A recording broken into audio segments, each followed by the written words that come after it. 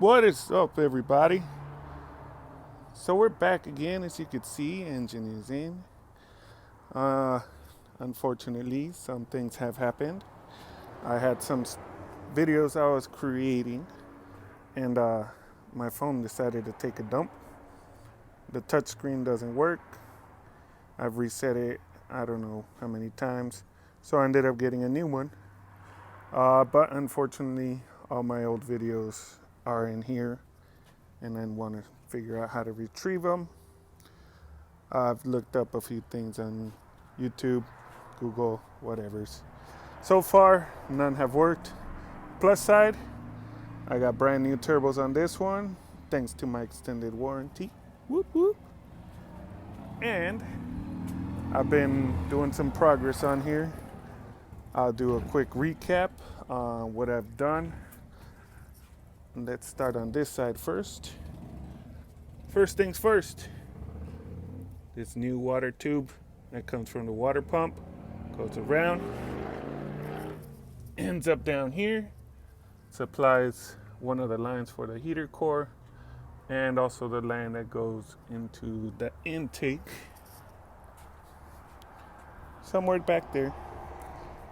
But luckily, there are still some places you can get them brand new. See right there, upside down, but that is the number for it.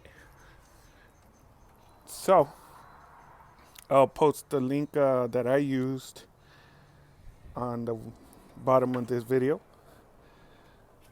Now that was one. Number two was this oil pressure sending unit on the Starions Conquest. It is actually normally right there, but as you could see on here, with the power steering being right here, I'm not exactly sure where it is on the Starions, Conquest, whatever's. I've removed the plug from here and I plugged that in there. This is the factory mounting location on Monteros and Dodge Ram 50 Mighty Max. As you could see, that's where it was. So that should work without any issues. Oh yeah, I need to figure out where that plugs into. I believe that is the knock sensor, and I need to figure out how to fix that, because that's how I got it with. Oh well. This side, as you could see, almost everything is mounted. I tried putting everything up here first before I put that intake manifold. Unfortunately, that wasn't the best idea, because when I tried to mount the manifold, this bracket gets in the way right here. As you can see, I scratched up my paint job right there.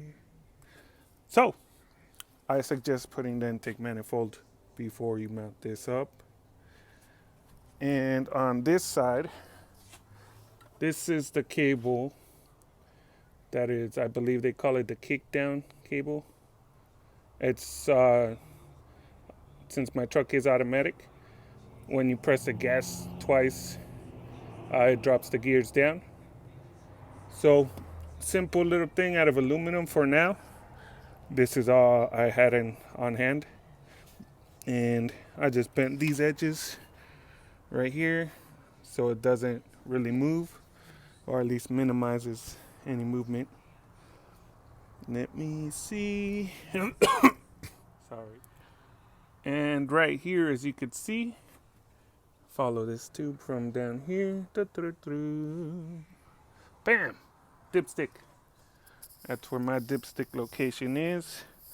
I did mount it right there. It did take some persuading. Focus. There it is. I like this new phone, by the way, especially the camera features. So the tube itself, I actually had to bend it a little bit in some areas. Now, it doesn't take a whole lot of bending to get it to how it is right now, but you do have to be careful when doing it. You don't want to overbend it, because you will kink it. Now, luckily for me, as you can see, there are no kinks, and you do have to bend that bracket. Focus, focus, right there. So wherever you're mounting yours, this is how I got mine welded down here. So that's how I had to use it. Oh, there it goes. So that's how I got mine done. So I had to make it work. However you mount yours, do it. Now, I am going to get an EGR block off plate. So I'm actually going to make one. I'm not going to get one. So far, I've needed to make or slightly extend some new lines. This one is still the factory from the Montero. So I didn't have to do nothing for this one, but this return line, I did. I had to get a larger diameter because this bong or whatever it is slightly larger. It's not as much progress as I wish I would have had by now, but things happen and I haven't had as much time as I wish I did. So another piece of advice when mounting this, mount it before you drop the engine in. I had the old one on, and to take it off was a pain in the butt. So you could see there's not much room back there. So to get that whole piece out when I needed it took a while. Some persuading. So also, as you've seen in my other video, possibly, I am using the ARP bolts, head studs. So don't forget to cut right there and right here.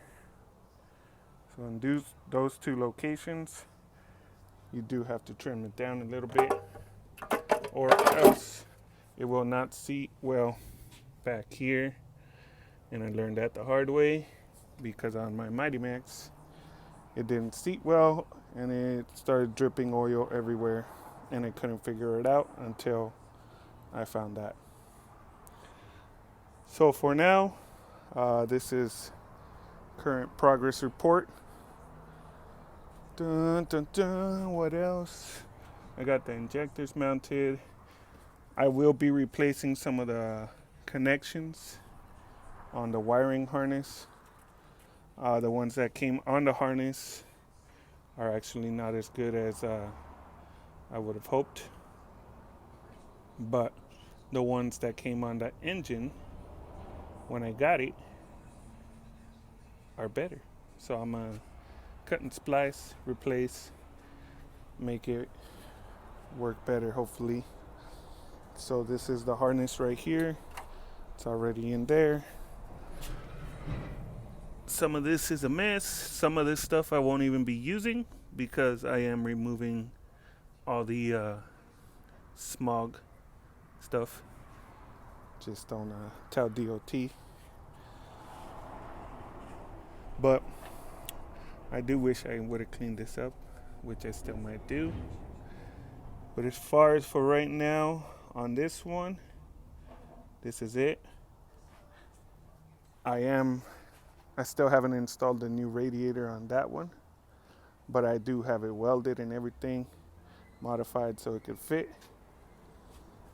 So soon I will be bringing that video out. Like this zoom.